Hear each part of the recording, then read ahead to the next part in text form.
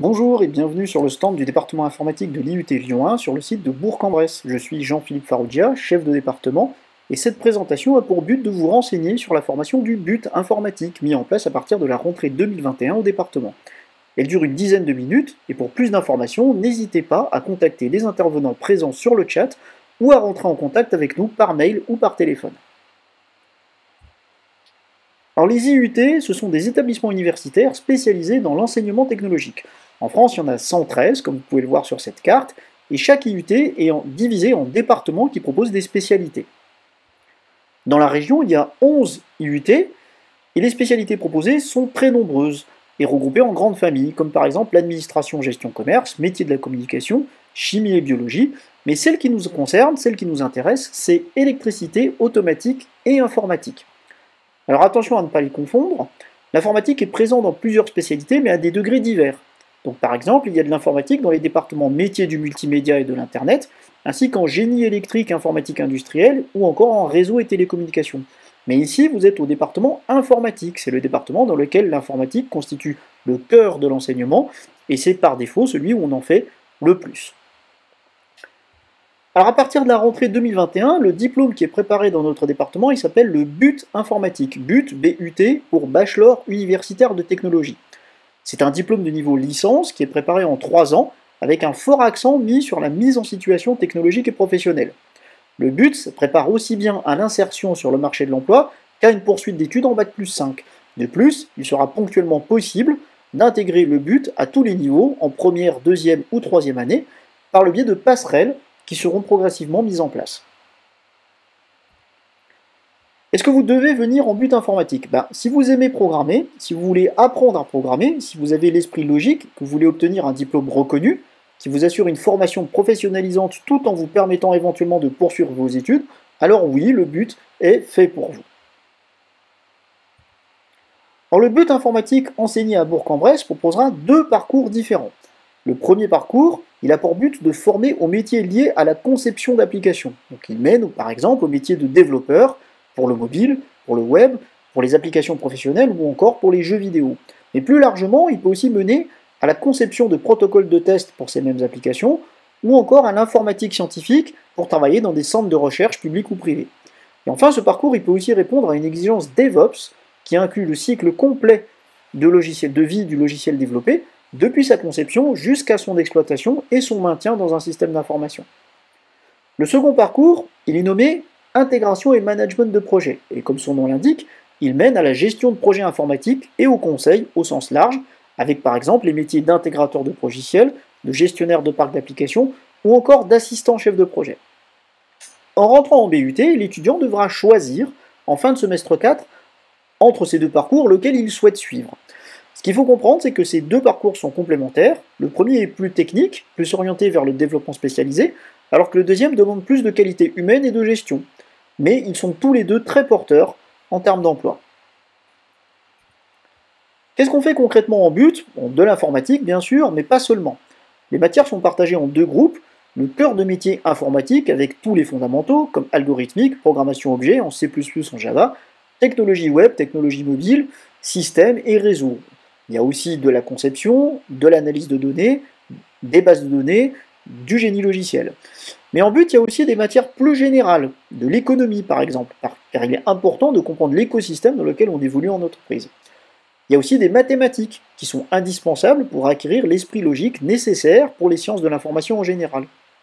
Il y a de la communication, car on travaille rarement tout seul sur un projet informatique. Et enfin, il y a de l'anglais, parce que c'est incontournable dès qu'on commence à s'informer, à lire de la documentation et à communiquer sur un projet informatique.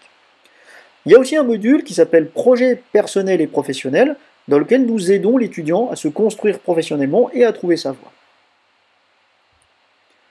Voici l'organisation des enseignements en but informatique. La formation, elle se divise en 6 semestres, donc 3 ans, avec quelques spécificités. Les semestres 1, 2 et 3, ils seront identiques pour les 2 parcours, et ils sont partagés entre les modules informatiques et les modules généraux, comme précisé dans le transparent précédent. Le semestre 4, lui, il est un peu plus particulier, principalement pour 2 raisons. Premièrement, c'est lors de ce semestre que le choix du parcours va se préciser. C'est à la fin de ce semestre-là qu'on va choisir si on fait le parcours développement d'application ou le parcours intégration management. Ensuite, ce semestre comprend le premier stage obligatoire de la formation, d'une durée de 8 semaines. Ce stage, il peut se faire à l'étranger, via les partenariats qu'on a établis au département, mais on donne aussi la possibilité aux étudiants de faire le semestre entier, pas juste le stage, le semestre entier à l'étranger. Les semestres 5 et 6 sont ceux qui correspondent à la troisième année de BUT, et ce sont ceux dans lesquels le parcours va entrer en jeu, c'est-à-dire que ce sont des semestres de spécialisation qui vont différer en fonction du parcours choisi par l'étudiant. C'est aussi les semestres où la mise en situation et la professionnalisation seront les plus accentuées, jusqu'à représenter la quasi-totalité du semestre 6. Le semestre 6, justement, il comprend un stage long de 16 semaines, mais on peut aussi choisir de faire ces 2 semestres en alternance. L'organisation des études, elle est assez similaire à ce que vous connaissez déjà au lycée. Les enseignements ils se font en classe de 20 à 25 étudiants avec du contrôle continu. Il y a des examens de fin de session, bien sûr, mais c'est essentiellement tout au long du semestre que le niveau des étudiants est évalué. L'assiduité, elle est obligatoire. La présence en cours TD et TP est contrôlée. Il y a très peu de cours magistraux et il y a beaucoup de cours qui se font en demi-groupe, notamment en anglais et en communication. Et enfin, on assure un suivi très attentif des étudiants tout au long de leur scolarité et on organise du soutien ou du tutorat pour les étudiants qui en ont besoin. Comme je vous l'ai dit, l'enseignement en but informatique il est très orienté pratique avec de nombreux projets. Donc en but, ces projets sont regroupés sous le nom situation d'évaluation et d'apprentissage. Et ces situations d'évaluation et d'apprentissage, elles vont s'intensifier tout au long des 6 semestres, jusqu'à représenter, comme je vous l'ai dit, la quasi-totalité du semestre 6. Au fur et à mesure de son avancement, l'étudiant va compléter un portfolio qui va lui permettre de regrouper et de mettre en valeur tout ce qu'il aura réalisé pendant ces situations d'évaluation et d'apprentissage et avoir un endroit où il aura toutes les réalisations de son cursus. Alors ce transparent, il présente quelques exemples de projets qui ont été réalisés les années précédentes, comme par exemple une visite de musée ou la programmation d'un microcontrôleur microbit, donc ça c'est en première année, ou un petit peu plus ambitieux, une application de réalité virtuelle qui permet de visiter le monastère royal de Brou, ça c'est en fin de deuxième année. Ce qu'il faut noter, c'est qu'on dispose au département d'une plateforme de projet dédiée aux étudiants qui est orientée robotique, Internet des objets et réalité mixte, et que cette plateforme, on la met à disposition de nos étudiants afin qu'ils puissent réaliser des projets qui sortent un petit peu de l'ordinaire.